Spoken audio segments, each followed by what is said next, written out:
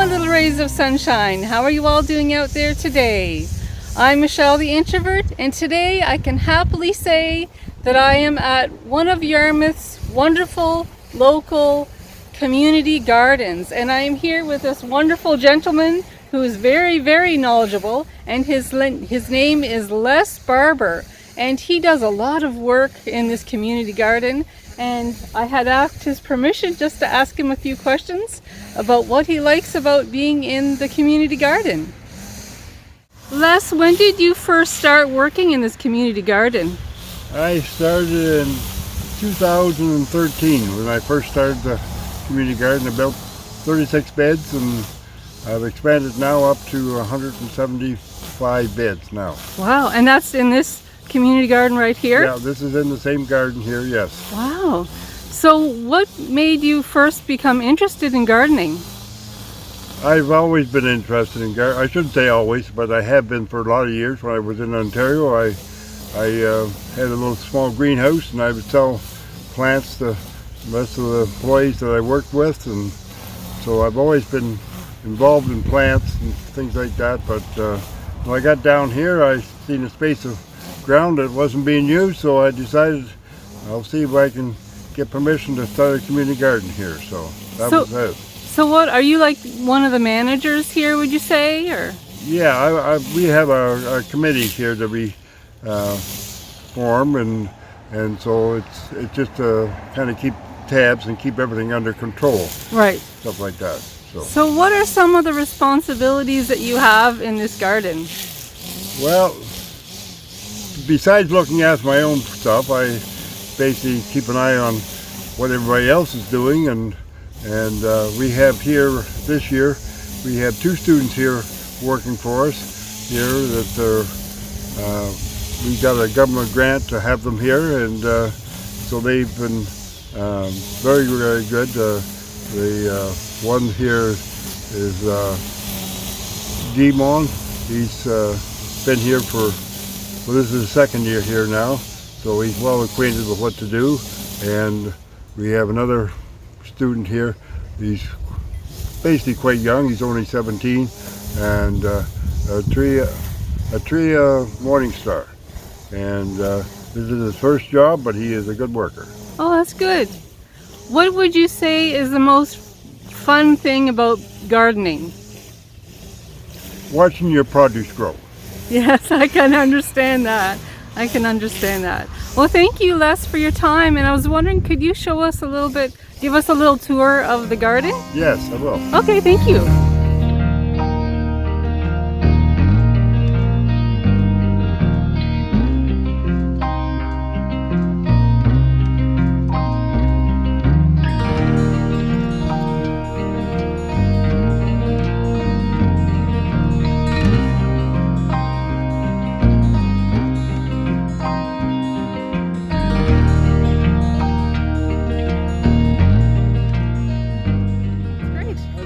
Here I have carrots and onions, but what I've done this year was the experiment. I started my carrots at home in egg cartons, then transplanted them out here into the garden afterwards, and now I'm still transplanting them. People say, well, you can't transplant them after you start them, but yes, you can. Just as long as your soil is good enough, you can make just a little hole, stick it in the hole, and away you go. And I've never lost a carrot yet by transplanting them. So well, they look really good, Les. They're doing very good, yes. Yeah, really good. You can pull one here. Oh, that's a nice looking carrot. Wow, look at that one. Yeah. That's great. Beautiful carrots. It is too. Wow, that's really good. Yeah. We have some very, very good gardeners in here, and like up here we got a lot of squash, and now he's doing 2 beds. He's combining them together there, laying over a trellis over the thing there. So we experiment with different things. Right. Well, everything looks wonderful. It's really beautiful the way it works. And anyway, we try to attract the bees as much as possible. Right. So we're growing different things here. Like here's nasturtiums, for example, in here to try and keep the bees coming. Right. And there's not too many here right now today, but we have different plants at different times. Here we got annual hollyhock. It's the Sabrina hollyhocks. But those are an annual hollyhock, but the bees just love that. I can see them. Oh my, there's a whole bunch of bees. They just think that's great. We have this bed here is strictly for flowers. So we have different flowers growing at different times to try and keep the bees happy and stuff like that. We got one fellow growing his sunflowers here. Oh yes, that's tall, isn't it? Wow. It's good. Our main idea is you take you harvest one produce, you got an empty bed, you put something else back into it. Right. You do not leave it empty. Right. Because that only encourages weeds and stuff like that. Here I had strawberries in here this year. I had a good crop of strawberries, but it's been in for 3 years. So tomatoes were 6 for 25 cents. So, right. Wow, that's great. Put more tomatoes in. Right. You know, get things back in, and then again I put sawdust down to try and control the weeds and stuff like that. But it all works out pretty good. So this here is another thing that's very, very helpful for the bees. It's called catnip. Okay. It's the bees just love this stuff. You got to keep harvesting it constantly in order to keep it flowering again. But I found this out through one other lady that I worked for years ago, and it just swarms of bees in there sometimes. Well, that's terrific. So I'll have to remember that when I do my garden next summer. Yeah, it's best to buy a plant, not to buy the seed. I tried doing seed, and they're hard to get started, but you can buy the plants. Right.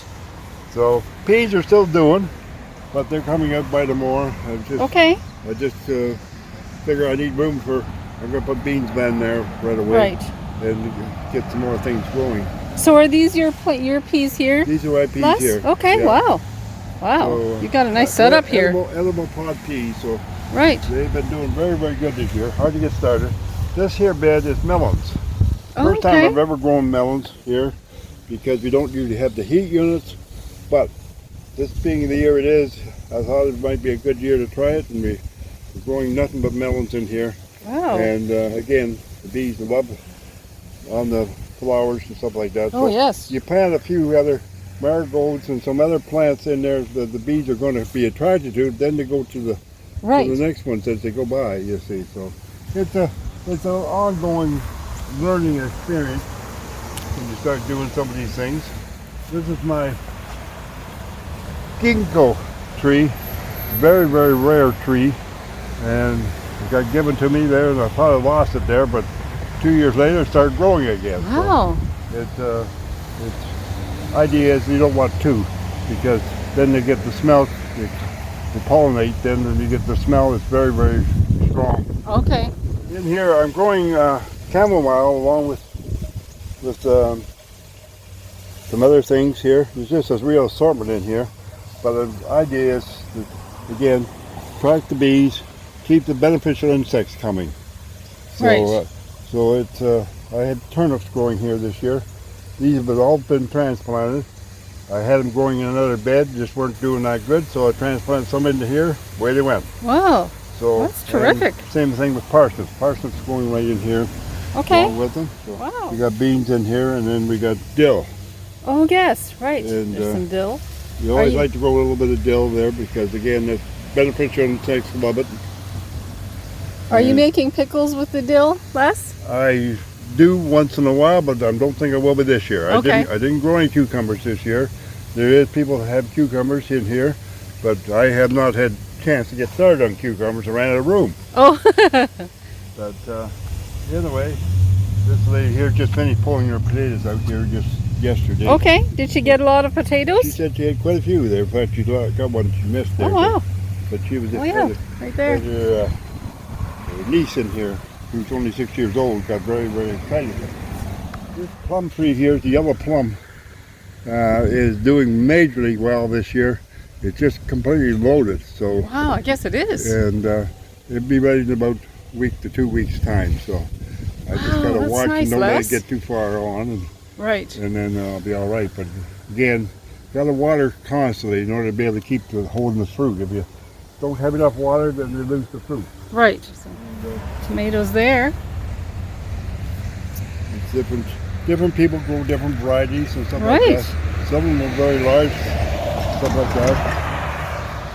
This here is again, for attracting the bees, we have a butterfly bush. Oh. And so these are perennials that you can keep them growing. I had one here for 10 years, and it finally just winter killed one year, and that was it. So I ended up getting another one last year. And we have actually here we have crabapple tree, but it's never done really well. Okay. So I don't know what the reasons why, but sometimes these things happen. Well, yes, that's broccoli there. Broccoli there is it's right up to full maturity. It's doing now. really well. It's doing really well. Yeah, it's done very, very well. So, and but it's as I say, it's everything's everybody's allowed to do their own little thing. We have I don't know if you can see off in the distance there. We got one very high stuff there called sunchoke. Okay. And by the blue barrel. By the blue barrel there. Okay. That is something we're going to have to prevent somebody from growing again, because they don't use it, they just let it grow and then change everybody else out. So what grows on that? It's big tall bush? It's a small sunflower, very small. Oh, okay. But you eat for the roots. Oh. You harvest the roots, but it grows wild. Okay. So the whole thing is it'll travel right through underground and come up in the next person's bed. Okay. They're very, very invasive. Okay. But in moisture area, they like. Now we have all these barrels, you'll notice around. These are all controlled with floats and that, so we can. Everybody has water here for watering their garden. When I first started this, I did a shape of a cross for nothing but flowers.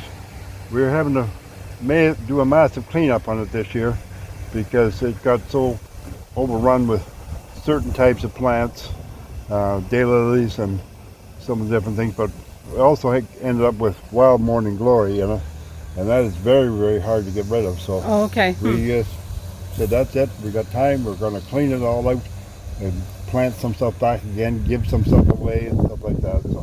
So this has been an ongoing project this year, but it's going to look good when we get finished. But well, it looks beautiful so far, Les. yeah, it's doing really, really good. Yeah, beautiful in here.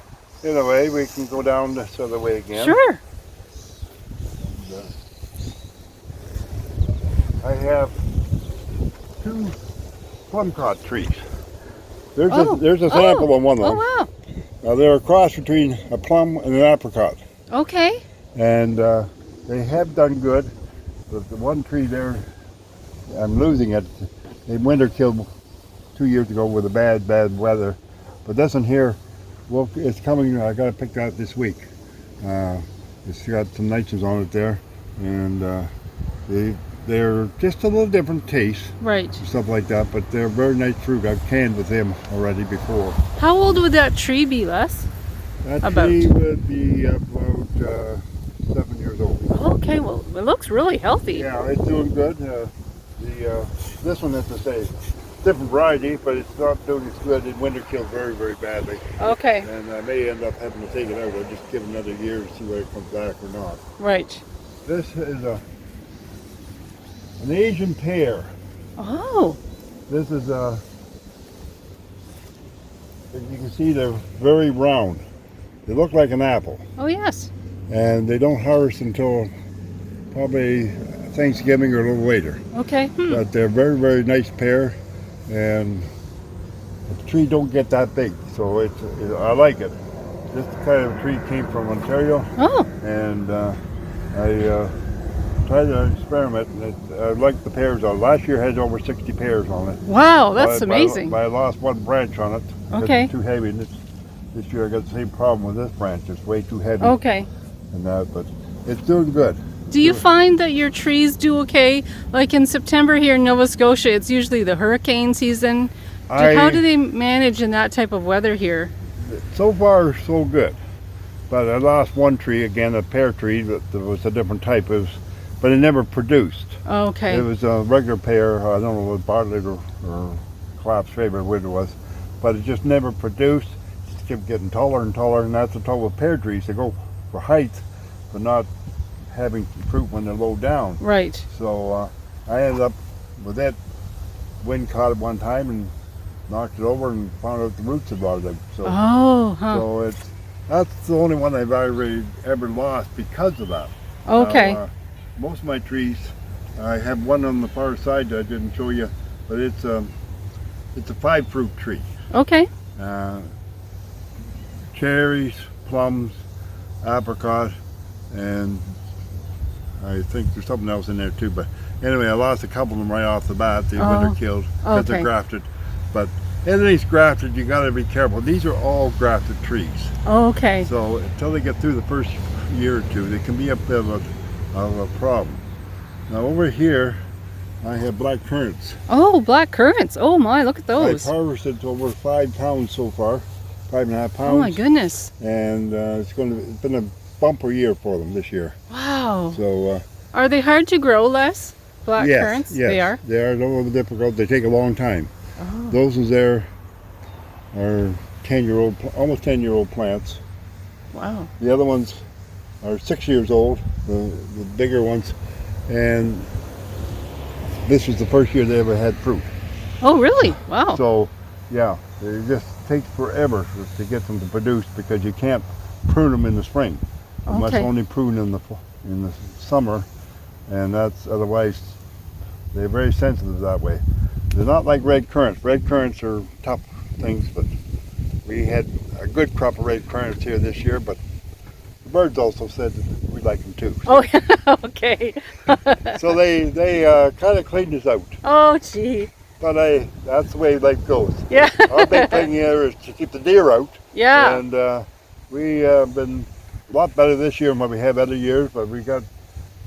You've got really nice tall fencing. Well, the mixed max of fencing right now, we've put in for a grant for getting more fencing, and we did get one grant, but it's only good enough for half the fence, so we gotta wait and get a little more money, then we can get a proper fence put up, a chain link fence. Right. But this is, we've had really good luck with some of the stuff here this year, and right in this bed here, I just transplanting strawberries. I just put them in here a week ago, and this will be my strawberry bed next year, but half of them are going to come out for another person. I just put them in here to get them rooted again and stuff like that. But I had garlic in there. We had a wonderful crop of garlic. We have here, we had garlic and onions in here. They work good together. The garlic and the onions? Yeah. Oh yeah, that looks great. They did very good together. So some things you can mix together, the next thing you can't. But I always thought, well, I've got to put stuff in with the garlic so I don't have to have an empty bed right away when something that will keep coming when the garlic's gone. So, so it worked out good that way. But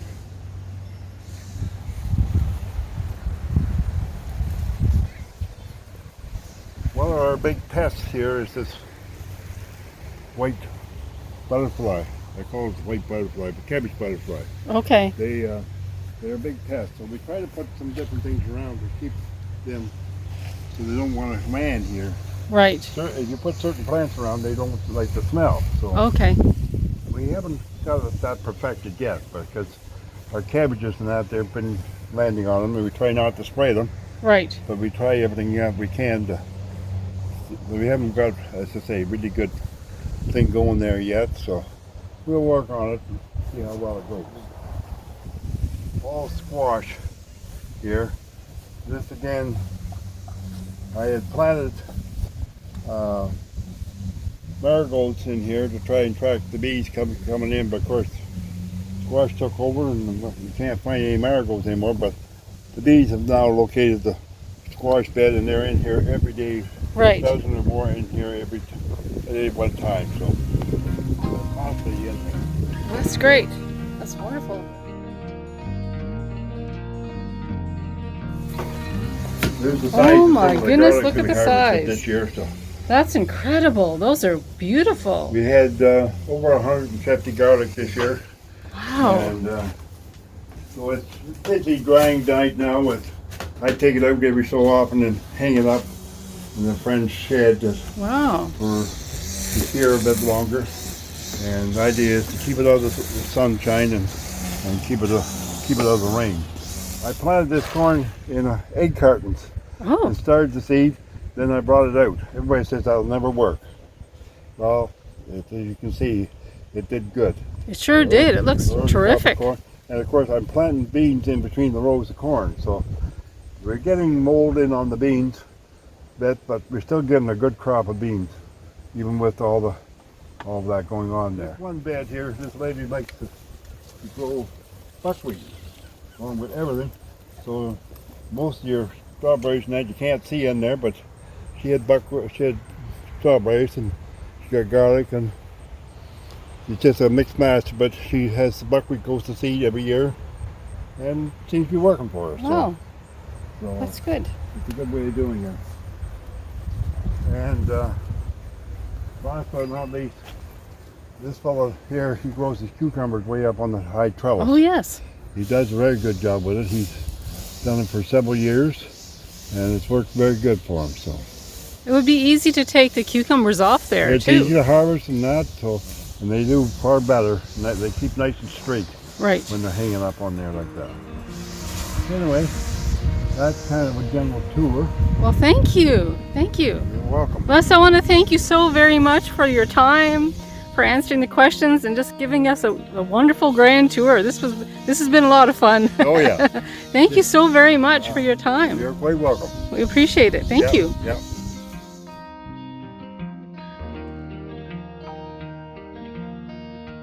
Well, my friends, I've had such a wonderful time here in this community garden, and Les is definitely a wealth of knowledge. Next year, I think I might be coming around here more just to ask him some questions and just to learn.